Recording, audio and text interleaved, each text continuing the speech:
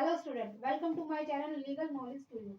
तो हमने ऑलमोस्ट सारे फंडामेंटल राइट्स को पढ़ लिया है, तो आज हम पढ़ेंगे एक्सेप्शन ऑफ फंडामेंटल राइट्स। तो देखते हैं कि हमारे फंडामेंटल राइट्स के एक्सेप्शन क्या क्या होते हैं। तो हमारा जो पहला फंडामेंटल राइट्स का एक्सेप्शन है वो है आर्म फोर्सेस। तो आर्टिकल 33 क्या कहता है?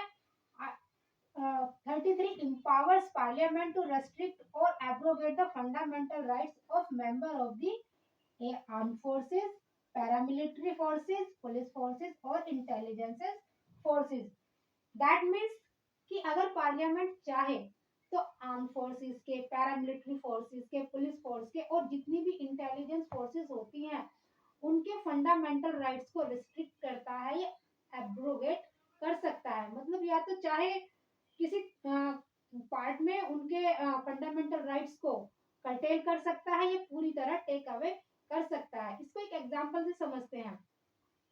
अगर हमारी आर्म फोर्सेस को राइट टू स्पीच दे दिया जाए तो क्या ये हमारी इंडिया की सॉवरेनिटी के लिए ठीक रहेगा? नहीं ना। तो इसलिए हमारी आर्म फोर्सेस को ये अधिकार नहीं है कि वो अपने राइट टू स्पीच को मतलब इन्फोर्समेंट ला सके या उसका उपयोग कर सके। कोई भी आर्म फोर्सेस हो या मिलिट्री फोर्स हो या इंटेलिजेंस फोर्स हो या पैरामिलिट्री फोर्सेस हो, वो ये क्लेम नहीं कर सकती कि हमको हमारा राइट टू स्पीच दो, क्योंकि इससे इंडिया की सॉवरेनिटी, यूनिटी और इंटीग्रिटी को खतरा है। अगर उनको ये राइट दे दिया जाएगा तो वो इंडिया की सॉवरेनिटी से रिलेटेड कुछ भी जो अपने आइडियाज होंगे या उनकी गोपनीयता की जो भी सीक्रेट्स होंगे उनको उजागर कर देंगे और ये क्लेम करेंगे कि हमको तो राइट टू एक्सप्रेस है, तो हम क्यों ना अपने इस अधिकार को यूज करें। तो इसीलिए आर्टिकल 33 पार्लियामेंट को पावर देता है, ना कि स्टेट लेजिस्लेशन को, कि अगर वो चाहें तो इन फोर्सेस के फंडामेंटल राइट्स को टेक अवे कर सकते हैं या रेस्ट्रिक्ट कर सकते हैं। हमारा जो नेक्स्ट जो एक्सेप्शन है वो है martial law. Martial law basically एक लॉ होता है जो मिलिट्री का रूल बेस्ड लॉ होता है और किसी एरिया में लगाकर वहां का की जो उस एरिया का जो डिस्टरबेंस है वहां पर पीस स्टैब्लिश की जाती है मिलिट्री के द्वारा।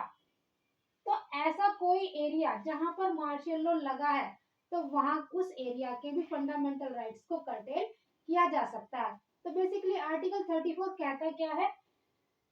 Article 34 provide the restriction of fundamental rights while martial law is in force in any area within the territory of India और इसका पर्पस क्या होगा? फॉर मेंटेनेंस और restoration of order in any area where martial law was in force.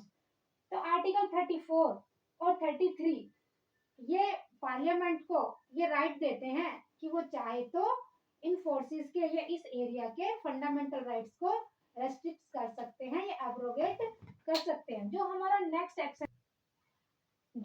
Exception है वो है article 31A, जो कुछ कैटेगरीज जो कि नीचे दी गई है उनको सेविंग क्लॉज में लाता है। तो आर्टिकल 31 कहता क्या है?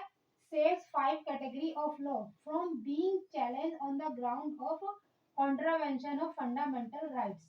तो इसमें 5 कैटेगरीज दी गई हैं जिनके इस आधार पर कि वो फंडामेंटल राइट्स को वायलेट करती हैं, इस आधार पर इन कैटेगरीज को चैलेंज नहीं किया जा सकता। तो पहली कैटेगरी क्या है? Acquisition of state and related to rights of the state. तो इससे पहले हम ये जान लेते हैं कि आर्टिकल 31A को लाने का पर्पस आखिर था क्या। जो ओरिजिनली हमारा कॉन्स्टिट्यूशन था उसमें right to property fundamental rights दिया गया था, लेकिन जब बाद में जो सोशल वेलफेयर के अगर कोई स्कीम चलानी थी तो गवर्नमेंट को पर्टिकुलरली जमीन की भी आवश्यकता हो रही थी और चीजों की भी आवश्यकताएं हो रही थी। लेकिन क्योंकि हमारा जो राइट टू प्रॉपर्टी था वो फंडामेंटल राइट्स था, इसलिए किसी की जमीन लेना गवर्नमेंट के लिए बहुत ही मतलब दिक्कत का काम हो रहा था, क्योंकि हमारा कॉन्स्टिट्यूशन ये कहता है कि अगर कोई फंडामेंटल राइट्स है उसका वायलेशन गवर्नमेंट नहीं कर सकती। इसीलिए जो गवर्नमेंट थी उसने एक अमेंडमेंट करके आर्टिकल 31A डाला और ये कहा कि अगर गवर्नमेंट चाहे तो लैंड रिफॉर्म के लिए या इंडस्ट्री के लिए या कॉमर्स के लिए या किसी भी पब्लिक वेलफेयर के लिए गवर्नमेंट चाहे तो किसी भी पर्सन की जो है जमीन को एक्वायर कर सकती है, लेकिन उस एक्विजिशन के बदले में गवर्नमेंट उन जमींदारों को या उन किसानों को या उन भूमिधरों को एक वैलिड कंपनसेशन प्रोवाइड करेगी, जो कि उनके जमीन को का जो राइट है उसको एक्सटिंग्विशमेंट करने का उसको कंपनसेट करेगा।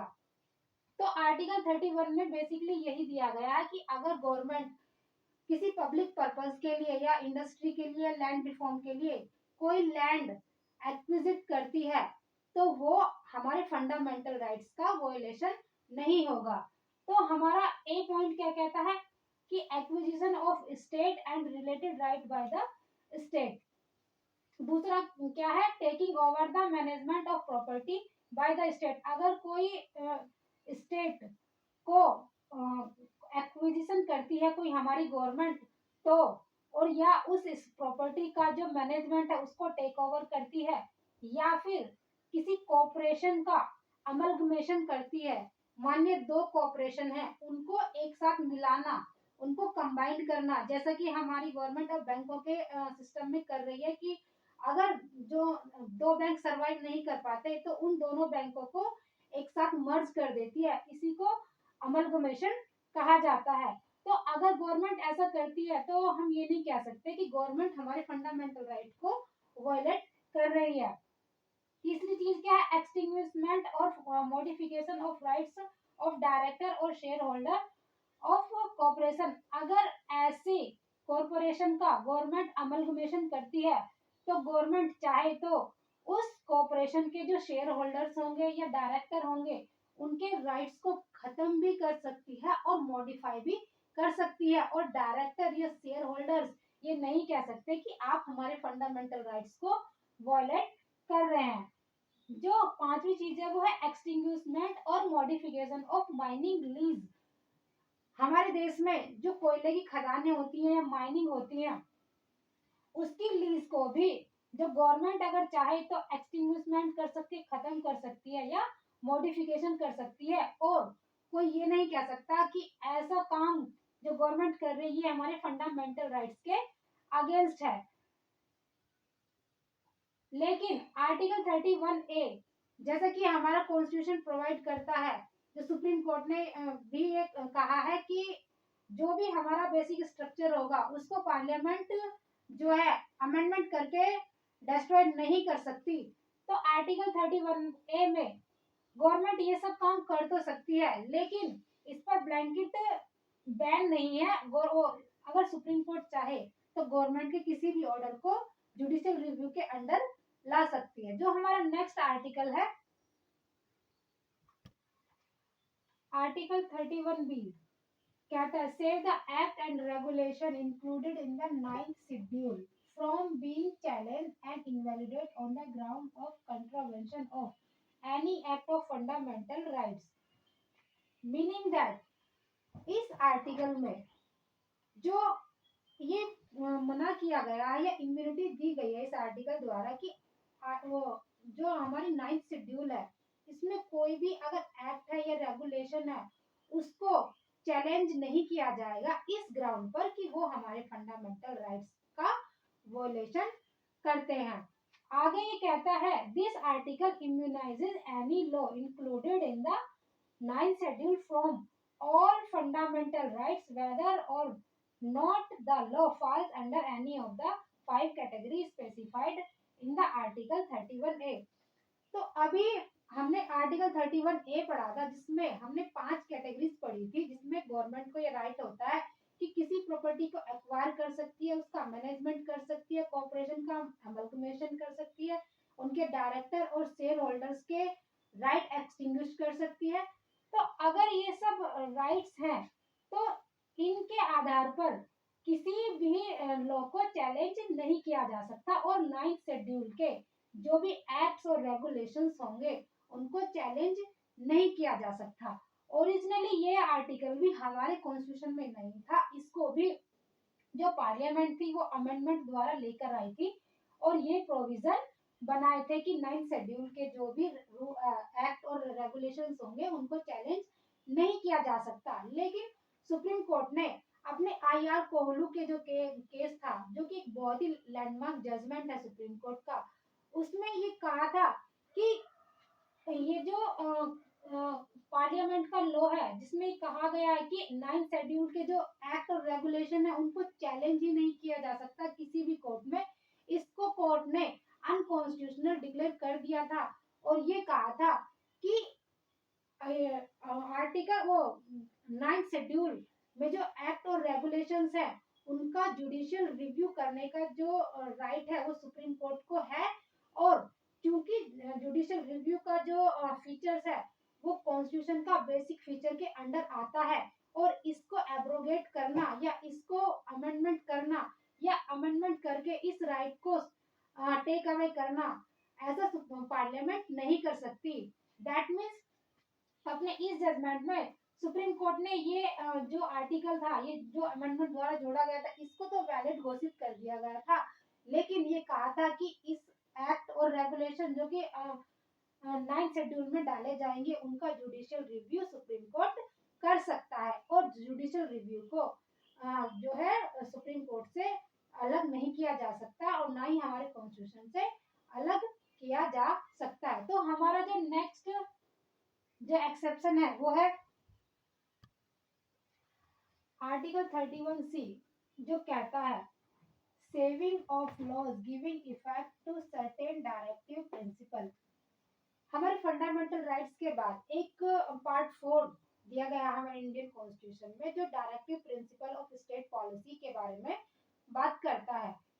तो आर्टिकल 31C को पार्लियामेंट अमेंडमेंट द्वारा लेकर आई थी और उसमें ये प्रोविजन लाई थी पार्लियामेंट की, अगर कोई ऐसा लॉ पार्लियामेंट बनाती है जो डायरेक्टिव प्रिंसिपल जो स्पेसिफिकली आर्टिकल 39B और C को इफेक्ट में लाने के लिए जरूरी है, तो ऐसा जो लॉ होगा वो वॉइड नहीं होगा इस आधार पर कि ये फंडामेंटल राइट के अगेंस्ट में है।